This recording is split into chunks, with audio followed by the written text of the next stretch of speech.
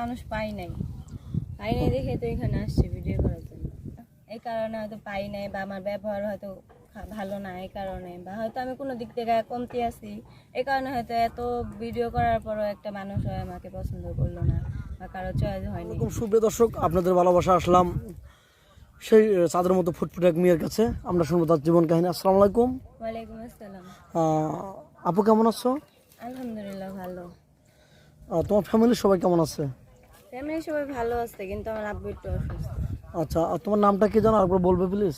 আমার নাম হচ্ছে মিথিলা। মিথিলা, তোমার দেশের বাড়ি জান কোথায়? ঠাকুরগা। ঠাকুরগাঁও। আমার প্রশ্ন করার উদ্দেশ্য হচ্ছে, তোমাকে তো চিনি, দর্শক যে নতুন দর্শক আছে তারা তো জানার একটু বিষয় আছে, জন্য প্রশ্ন করলাম। এখন তুমি কি করছো? বর্তমানে আমি কিছুই করি না, আমি বাড়িতেই থাকি। আচ্ছা, তোমার আব্বু অসুস্থ আসলে দীর্ঘদিন, এখনো অসুস্থ আছে না? ঠিক তো হয়নি? না, ঠিক হয়নি, মানে হয়েছে, মানে মোটামুটি এখনো পরিপূর্ণভাবে সুস্থ হয় নাই। আচ্ছা, এখনো ওরকম মানুষ পাই নাই দেখে তো এখানে আসছে ভিডিও করার জন্য।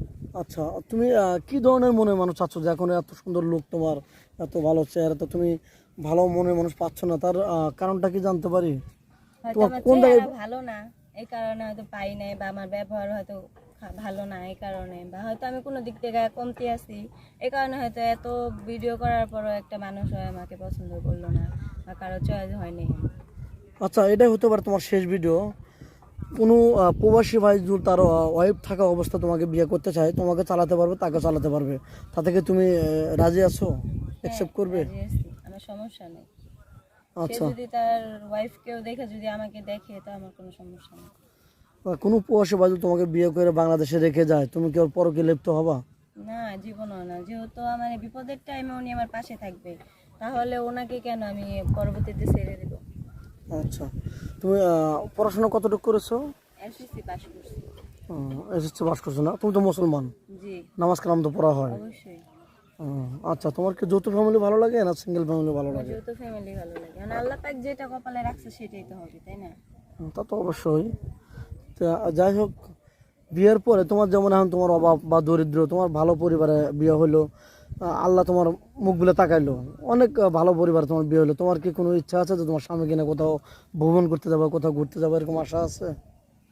আশা নাই, স্বামীকে নিয়ে সারা জীবন ভালোভাবে সংসার করবো, এটাই আমার একমাত্র ইচ্ছা।